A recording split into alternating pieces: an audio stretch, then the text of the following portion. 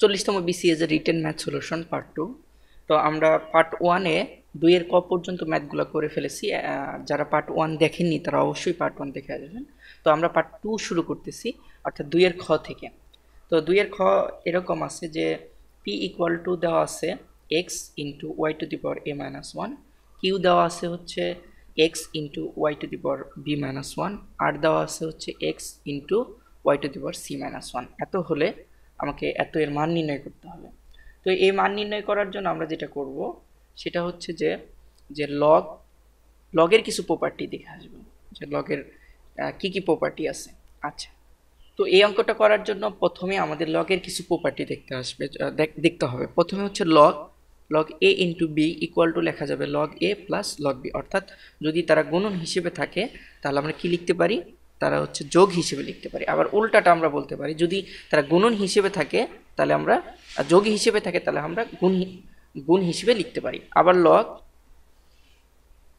এ ভাগ বি, তাহলে এটা লিখতে পারি লগ এ বিয়োগ হচ্ছে লগ বি, এটা লেখা যায়। অর্থাৎ যদি বিয়োগ হিসেবে থাকে তাহলে আমরা কি করতে পারি, ভাগ হিসেবে লিখতে পারি। আবার যদি ভাগ হিসেবে থাকে তাহলে গুণ হিসেবে লিখতে পারি। এই দুইটা প্রপার্টি শিখলে আমাদের হয়ে যাবে। এখন আসি যে এই অঙ্কে যে লেফট হ্যান্ড সাইড।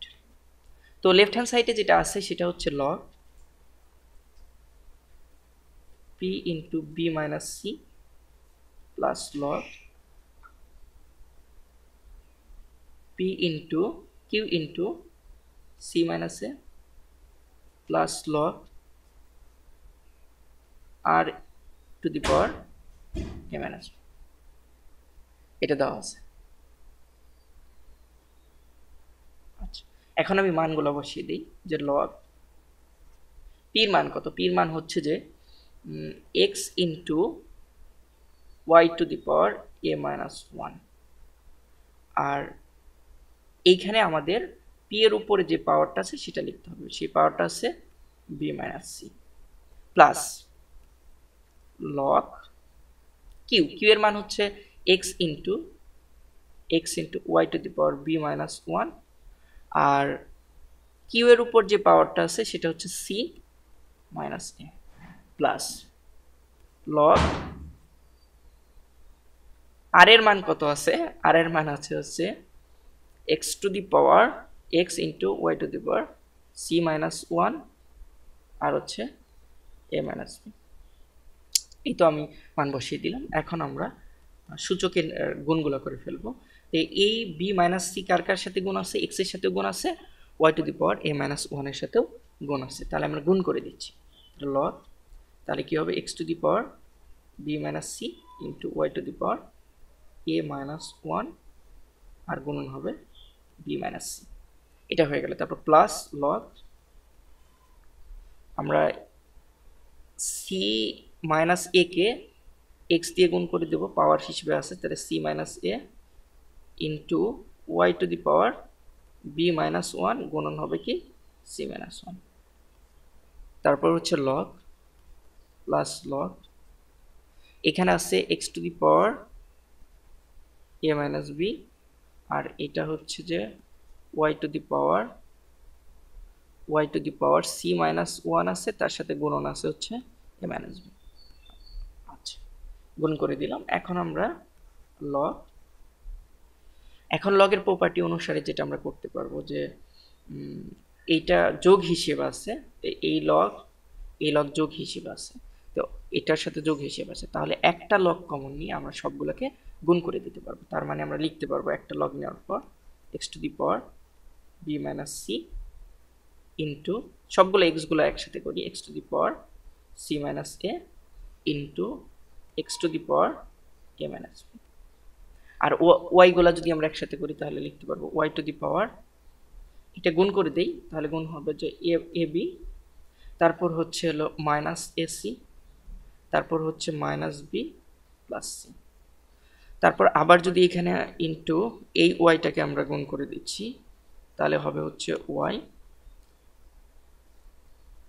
তারপর বি সি, বি দিয়ে সি কে গুণ করলে, তারপর বি দিয়ে এ কে গুণ করলে হচ্ছে মাইনাস এ বি, তারপর মাইনাস সি প্লাস হচ্ছে এ। তারপর এইখানে আমি হচ্ছে ওয়াইটাকে গুণ করে দেবো, ওয়াইয়ের পাওয়ারগুলো। তাহলে সি ইন্টু এ, তাহলে c a, c into b তার মানে minus b c, minus one into minus a minus one plus b, এটা আমরা লিখতে পারি। তো ইকুয়াল টু লেখা যাবে লগ, আমরা সব এক্সগুলো যেহেতু গুণন হিসেবে আছে তাহলে অনেকগুলা এক্সের বেস থেকে একটা এক্স কমন নেব। এক্সের বেসগুলা তিনটা বেস আছে, তিনটা বেস থেকে একটা বেস নিলাম। আমরা জানি যে সূচকের রুলস অনুসারে পাওয়ারগুলা যোগ হয়, তাহলে আমরা লিখতে পারবো b minus c plus c minus a plus a minus b, যোগ করে দিলাম। এখন অনুরূপভাবে ওয়াই এরও যত পাওয়ার আছে যেহেতু এরা গুণ হিসেবে আছে, তাহলে পাওয়ারগুলো আমরা কি করতে পারি, পাওয়ারগুলো আমরা যোগ করতে পারি, এটা হচ্ছে সূচকের রুলস। তাহলে আমরা যোগ করে দিচ্ছি a b minus a c minus b plus c plus b c minus a b minus c plus a plus c a minus b c minus a plus b. এখন শুধু কাটাকাটি করে দেবো যে এখানে প্লাস বি আর এখানে minus B কেটে যাবে, এখানে হচ্ছে মাইনাস সি প্লাস সি কেটে যাবে, মাইনাস এ প্লাস এ কেটে যাবে। তাহলে এখানে এ বি, এখানেও হচ্ছে আমাদের এ বি কোথায় আছে, প্লাস এ বি চলে যাবে, মাইনাস এসি আর প্লাস এসি চলে যাবে, আর মাইনাস বি আর প্লাস বি চলে যাবে, আর হচ্ছে c plus c minus c চলে গেল, আর বিসি হচ্ছে প্লাসের আর বিসি হচ্ছে মাইনাসের, তাহলে সব চলে যাচ্ছে। তাহলে এখানে ফাইনালি যেটা পাচ্ছি লগ, এখানে x to the power 0 into y to the power 0। তাহলে আমরা জানি এক্স টু দি পাওয়ার 0 মানে 1, ওয়াই টু দি পাওয়ার 0 মানে 1, অর্থাৎ কোনো কিছুর উপর পাওয়ার থাকলে সেটা 1 হয়, তার মানে হচ্ছে লগ 1। আর আমরা সূত্র জানি লগের প্রপার্টি অনুসারে বা লগের সূত্র, যে লগ কে 1 বা 1, কে হচ্ছে বেস, যেহেতু এগুলোর বেস নেই তাহলে এটা 10 বেস লগ ধরে নেওয়া যায়, তাহলে 1 হলে আমরা লিখতে পারি হচ্ছে 0, তার মানে এইটার রেজাল্ট হবে 0, এটাই অ্যান্সার। ওকে, এই ছিল লগের অঙ্ক। তারপর নেক্সট অঙ্কে চলে যাই, সেটা হচ্ছে 3-এর ক। 3-এর কটা হচ্ছে এরকম, দুইজন শ্রমিকের মাসিক বেতনের যোগফল দেওয়া আছে হচ্ছে 20,000 টাকা, এটা দেওয়া আছে। একজন শ্রমিকের বেতন হচ্ছে 10% হ্রাস পেলে, 10% যদি কমে যায় পেলে যত টাকা হয়, মানে যত টাকা হবে, অপর শ্রমিকের বেতন 10% বৃদ্ধি পেলে তার সমপরিমাণ টাকা হয়। শ্রমিক দুজনের বেতন মাসিক কত টাকা হয় এবং তা নির্ণয় করতে করুন। তার মানে হচ্ছে যে দুইজন শ্রমিকের বেতন দেওয়া আছে, একজনের যদি 10% কমে যায়, অপরজনের যদি 10% সেম হয়। প্রথমে আমরা এটা হচ্ছে ইকুয়েশন ধরে করব। আমরা ধরে নিই যে একজন শ্রমিকের বেতন হচ্ছে এক্স আর অপরজন শ্রমিকের বেতন হচ্ছে ওয়াই। ধরি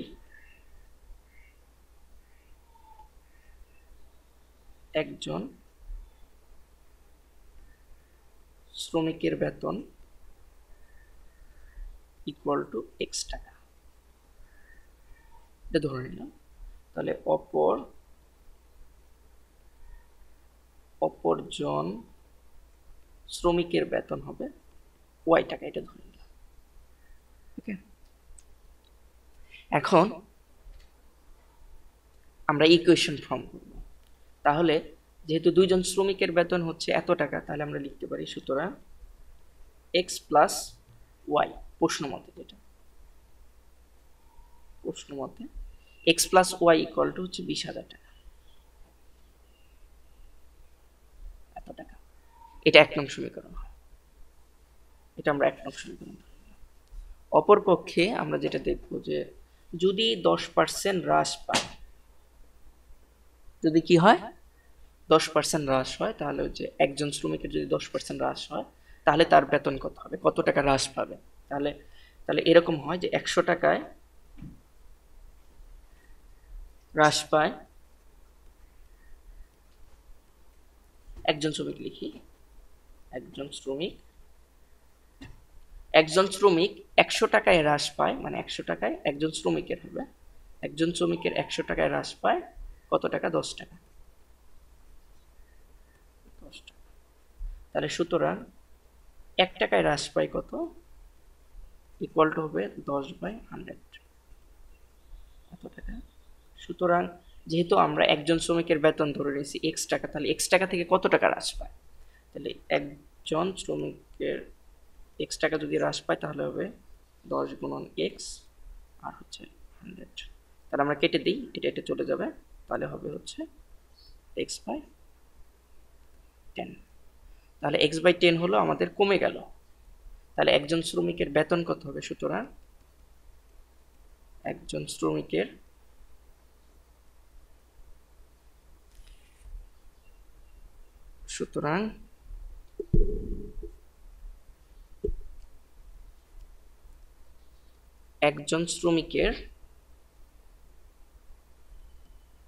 একজন শ্রমিকের 10% কমে গেলে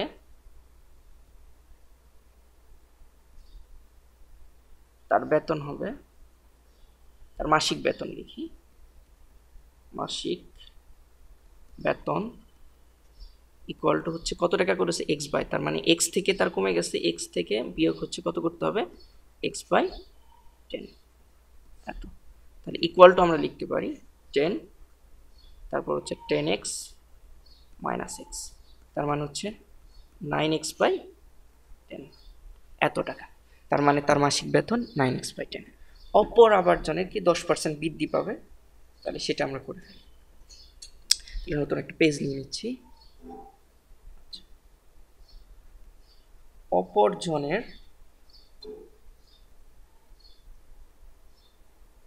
জনের 10% বৃদ্ধিতে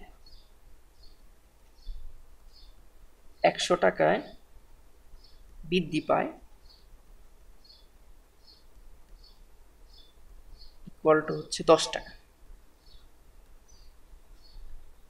1 টাকায় বৃদ্ধি পায় ইকুয়াল টু হচ্ছে 10/100। সুতরাং আমাদের কত টাকায় বৃদ্ধি পাচ্ছে, ওয়াই, যেহেতু ওয়াই টাকা ধরে নিয়েছিলাম, তো ওয়াই টাকায় বৃদ্ধি পায় ইকুয়াল টু 10y বাই হচ্ছে 100। তাহলে আমরা লিখতে পারি y/10 এত টাকা বৃদ্ধি পাইছে। আচ্ছা, কত টাকার মধ্যে, ওয়াই টাকা, তাহলে তার 10% বৃদ্ধিতে তার মাসিক বেতন, 10% বৃদ্ধিতে তার মাসিক বেতন ইকুয়াল টু হবে হচ্ছে ওয়াই প্লাস, আর বৃদ্ধি পাইলে হচ্ছে y/10 ইকুয়াল টু লিখা যায় 10 আর 10y plus y equal to হচ্ছে 11y/10 এত টাকা বৃদ্ধি পাচ্ছে। আচ্ছা, তাহলে এই যে আমরা আগের একজন যেটা দেখে আসলাম, যে একজনের বেতন কত হচ্ছে 9x/10, আর অপর জনের বেতন হচ্ছে যে 11y/10, এই দুইটা পরস্পর সমান, ঠিক আছে। 10% যদি হ্রাস পায় আর 10% যদি বৃদ্ধি পায় তাহলে তাদের বেতন সমান হয়। তাহলে সুতরাং আমরা প্রশ্নমতে লিখতে পারি যে 9x/10 ইকুয়াল টু হলো 11y/10। তাহলে আমরা যদি কেটে দিই তাহলে আমরা কত পাবো, যে 9x ইকুয়াল টু হচ্ছে 11y। তাহলে সুতরাং আমরা বলতে পারি x ইকুয়াল টু হচ্ছে 11y বাই হচ্ছে 9। এটা হচ্ছে 2 নং সমীকরণ। আর আমাদের 1 নং সমীকরণে যদি আমাদের 1 নং সমীকরণ কি ছিল, 1 নং সমীকরণ ছিল হচ্ছে যে x plus y equal to হচ্ছে 20,000 টাকা। তো আমরা যদি কি করি, যে x এর মান 1 নং সমীকরণে বসিয়ে দিই তাহলে y এর মান অটোমেটিক্যালি পেয়ে যাবে। হ্যাঁ, এটাকে বলা হয় প্রতিস্থাপন নিয়ম, সমীকরণ সলভ করা। তো আমরা ওই কাজটাই করে ফেলবো এখন। 1 নং সমীকরণে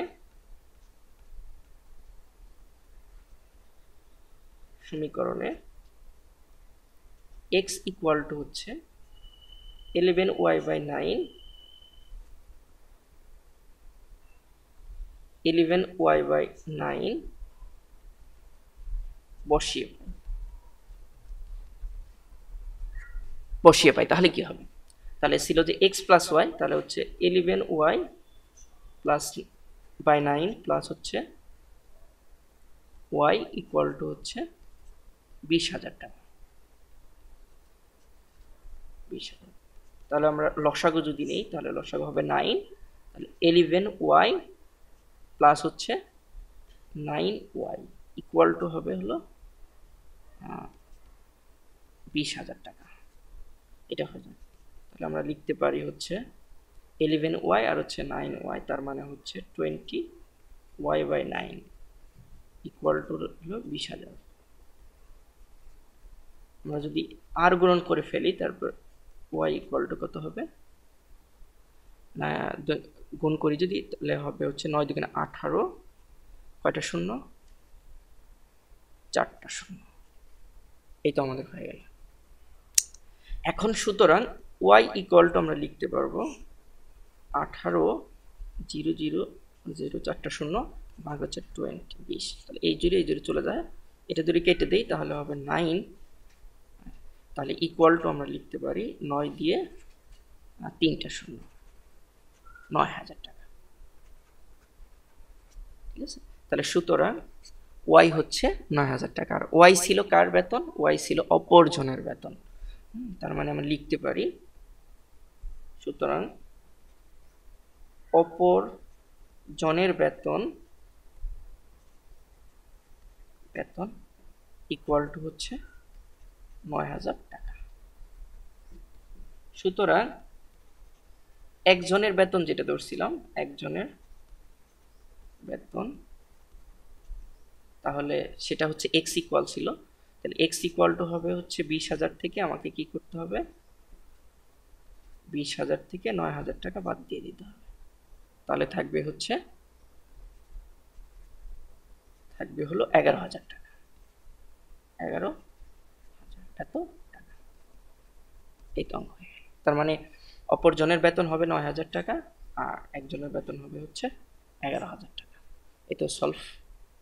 তারপর আসি হচ্ছে নেক্সট ম্যাথটা ছিল যে 3-এর খ, যেটা 3-এর ক করে ফেললাম। 3-এর খ বলছে যে টাকায় 4টি চকলেট বিক্রি করায় 10% ক্ষতি হয়, 20% লাভ করতে হলে টাকায় কয়টি চকলেট বিক্রি করতে হবে? খুবই মজার অঙ্ক। আচ্ছা, এটা হচ্ছে যে টাকায় বলতে আমরা যেটা বুঝি, টাকায় বলতে বুঝি যে 1 টাকায় কয়টা চকলেট পাওয়া যায়, এটাকে বলা হয়। আসলে 1 টাকায় কোনো চকলেট, একটা চকলেটই পাওয়া যায় বর্তমানে। তো বলা হয়েছে যে টাকায় 4টি চকলেট পাওয়া যায়। সেটা যদি আমরা টাকায় 4টি চকলেট বিক্রি করি তাহলে কি হবে, 10% ক্ষতি হবে।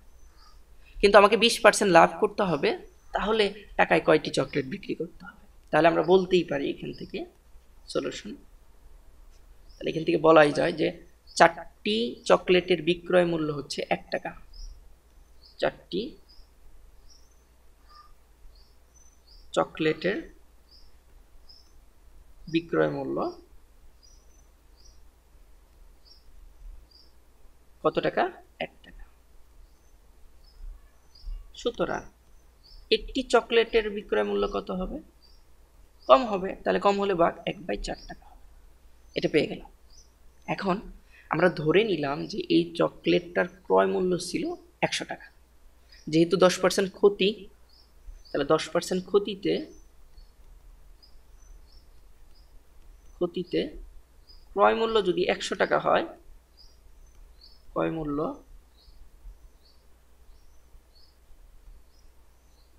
100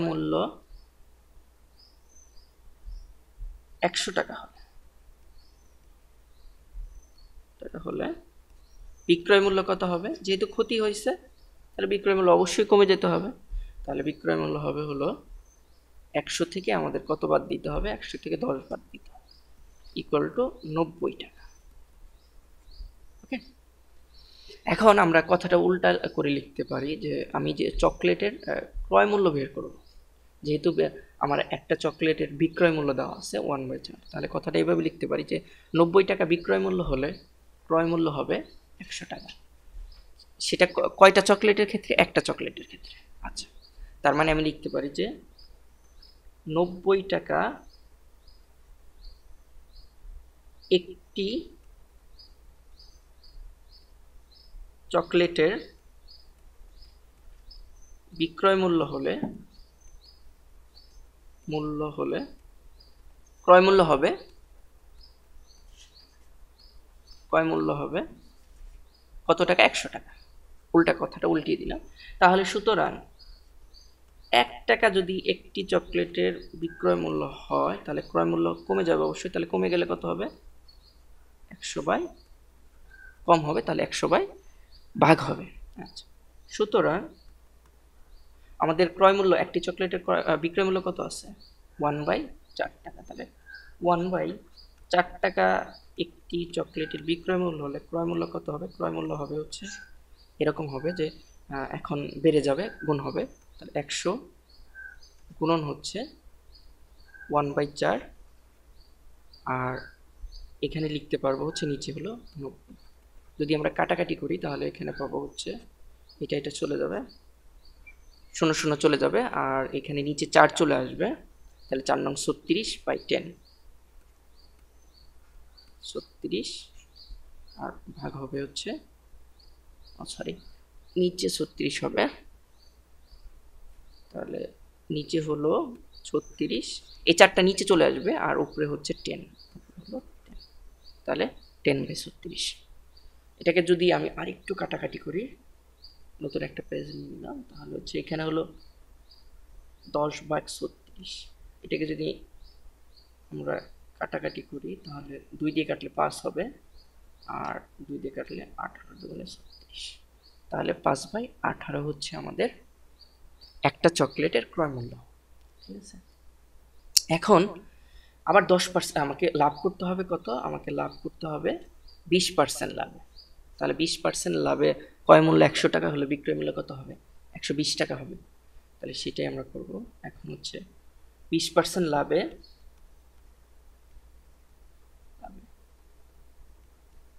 ক্রয় মূল্য 100 টাকা হলে বিক্রয় মূল্য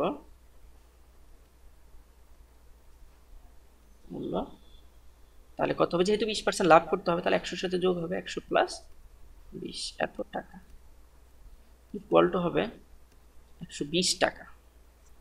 ওকে, তো এখন আসি যে যেহেতু আমাদের চকলেটের বিক্রয় মূল্য বের করতে হবে একটা, তাহলে আমরা যেহেতু বিক্রয় মূল্য বের করতে হবে তাহলে ক্রয় মূল্য আগেটা হবে, পরেটা বিক্রয় মূল্য হবে। তার মানে হচ্ছে যে 100 টাকা যদি ক্রয় মূল্য হয়, বিক্রয় মূল্য হবে 120 টাকা। 20% লাভ, 100 টাকা একটি চকলেটের ক্রয় মূল্য হলে বিক্রয় মূল্য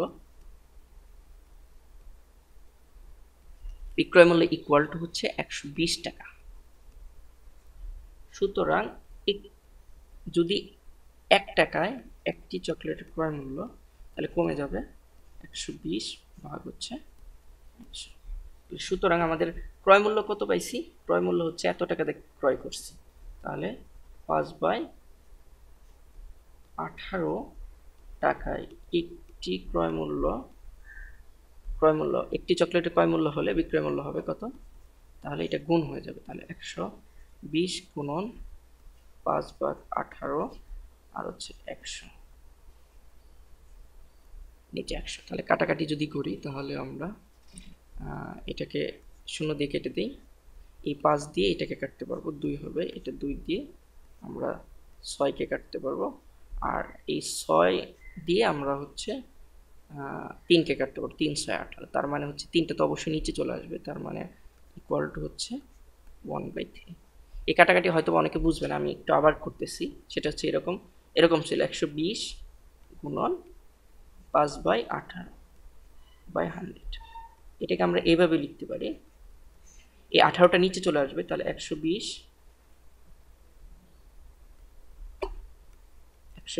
গুণন 5 আর 100 গুণন 18, এটা আমরা লিখতে পারি। তাহলে এই 0 চলে গেল, 5 দিয়ে যদি এটাকে কাটি হলো 2 হবে, 2টা যদি 12কে কাটি 6 হবে, 6 দিয়ে যদি এটাকে কাটি তাহলে 3 হবে, তাহলে লাস্ট রেজাল্ট হচ্ছে এখানে উপরে কোনো কিছু নাই, তার মানে 1 আছে, 1 বার হচ্ছে 1/3।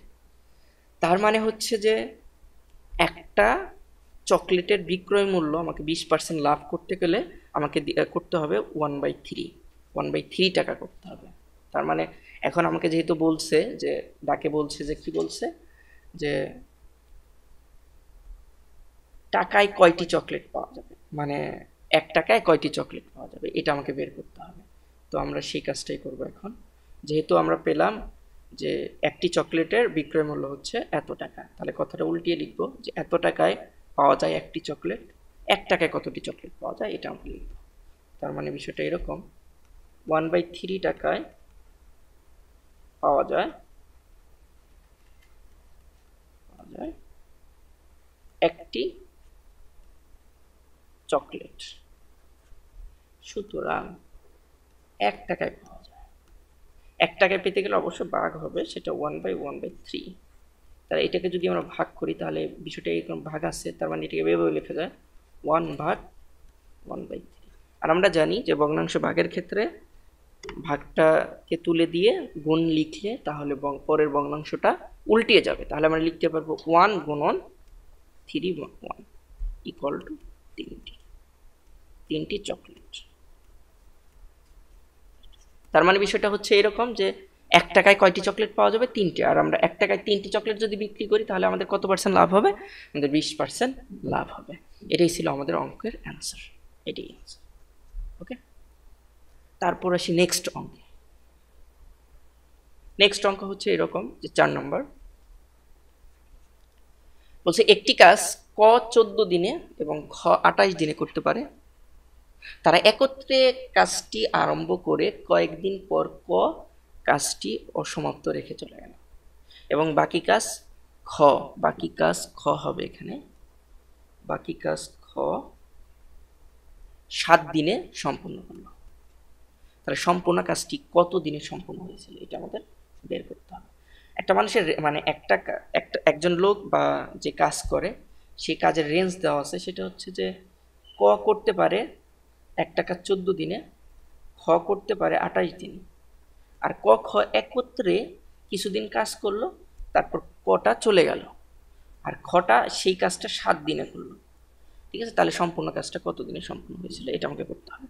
তো এই অঙ্কের যদি ক খ কত দিনে করার পর ক চলে গেল সেটা যদি দেওয়া থাকতো তাহলে অঙ্কটা অনেক ইজিলি করা যেত এবং অনেক সহজ হতো, কিন্তু যেহেতু দেওয়া নেই তাহলে আমাকে বের করতে হবে যে ক আর খ একত্রে কতদিন কাজ করার পর ক চলে গেছে, তারপর খ 7 দিনে কাজ করছে। তার মানে খ 7 দিন করছে, আমাকে বের করতে হবে আরো ক আর খ একত্রে কত দিনে কাজ করলো, এইটা বের করতে পারলে তার সাথে 7 যোগ করে দিলেই আমাদের পুরো অঙ্কটা হয়ে যাবে। সলিউশন,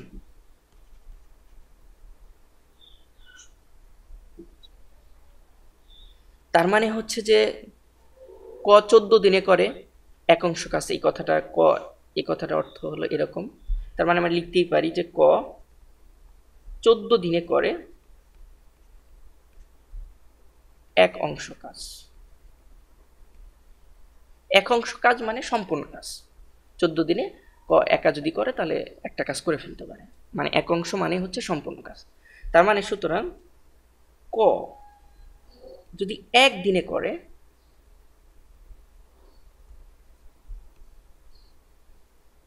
একদিনে করবে তাহলে একদিন অবশ্যই কম করবে, কম অংশ কাজ করবে, তাহলে 1/14 এত অংশ কাজ। অনুরূপভাবে খর কাজটা বের করে ফেলি যে একদিনে কতটুকু কাজ করে সেটা বের করবে।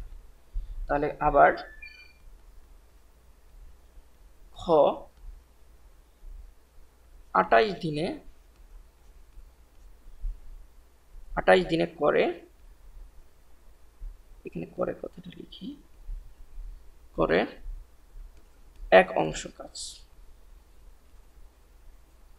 সুতরাং খ একদিনে করে, তাহলে একদিনে কত হবে 1/28 অংশ কাজ।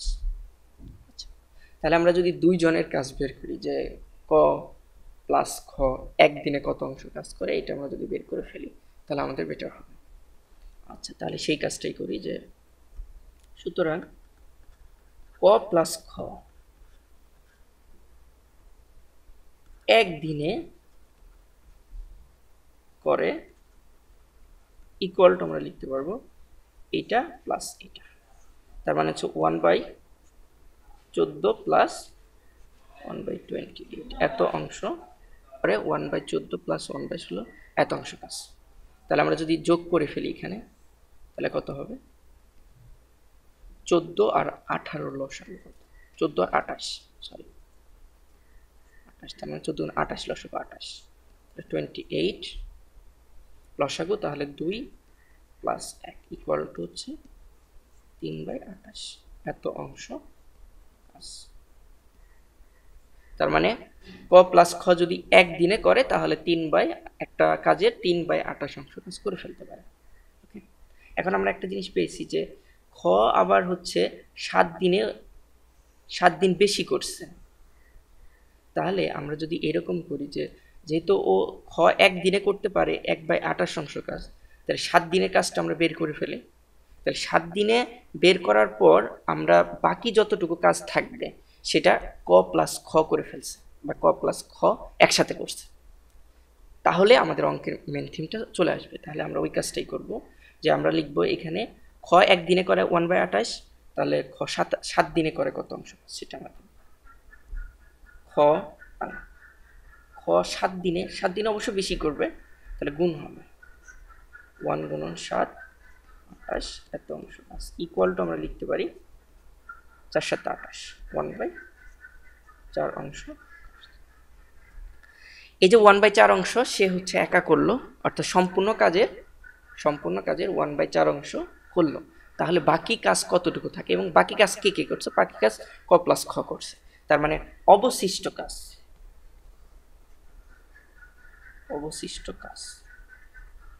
ইকুয়াল টু কত হবে 1 মাইনাস 1/4 এত অংশ, কারণ সম্পূর্ণ কাজ হচ্ছে এক অংশ। ইকুয়াল টু আমরা লিখতে পারি 4 মাইনাস 1 ইকুয়াল টু হচ্ছে 3/4 এত অংশ কাজ। তাহলে আর বাকি যে যতটুকু কাজ ছিল এই যে বাকি অবশিষ্ট অংশ কাজ, এই অংশ কাজ কে কে করছে, ক প্লাস খ করছে। তাহলে আবার একটা রেঞ্জ দেওয়া আছে ক প্লাস খ একদিনে কতটুকু কাজ করতে পারে। ঠিক আছে, তাহলে যেহেতু আমাকে দিন বের করতে হবে তাহলে আমি কথাটা উল্টা লিখবো। আমরা দেখি ক প্লাস খ একদিনে কতটুকু কাজ করতে পারে। ক প্লাস খ একদিনে করতে পারে 3/28, তার মানে হচ্ছে ক প্লাস খ 3/28 অংশ করে একদিনে। আর তাদের একদিনে কতটুকু করতে হবে, একদিনে করতে হবে 3/4 অংশ কাজ। তার মানে আমরা এভাবে লিখতে পারি, আরেকটা পেজ নিয়ে নিচ্ছি, ক প্লাস খ 3/28 অংশ কাজ করে একদিনে। সুতরাং ক প্লাস খ এক অংশ কাজ করে, তাহলে হবে 1, তাহলে আমাদের ভাগ করে দিতে হবে 3/28। এখন তাকে ক প্লাস খকে কত দিনে করতে হবে, ক প্লাস খ কত অংশ কাজ করতে হবে 3/4, যেহেতু খ একা এতটুকু করে ফেলছে আর বাকি যতটুকু ছিল ততটুকু দুজন মিলে করবে, 3/4 অংশ করবে। তার মানে আমরা লিখতে পারি যে সুতরাং ক প্লাস খ 3/4 অংশ কাজ করে। এটাকে আমি এভাবে লিখতে পারি যে 1 ভাগ হচ্ছে 3/28, তাহলে এটাকে যদি আমি গুণ করে দেই 1, এটা যারা না বুঝে তাদের জন্য, তাহলে এটাকে আমরা করতে পারবো 1 গুণন 28/3, আর ভাগ থাকলে আমরা গুণ করব তখন ভগ্নাংশটা উল্টে যাবে। তার মানে এখানে হচ্ছে যে 28/3, তাহলে এখানে হচ্ছে 28/3, আর তার সাথে গুণন হবে হচ্ছে 3/4। তাহলে আমরা কেটে দিই, এটা কাটলে 7, তার মানে 7 দিন। ক প্লাস খ একসাথে কাজ করছে 7 দিন আর ক একাই কাজ করছে 7 দিন, তাহলে টোটাল সম্পূর্ণ কাজ করতে তাদের কত দিন লাগবে। সুতরাং সম্পূর্ণ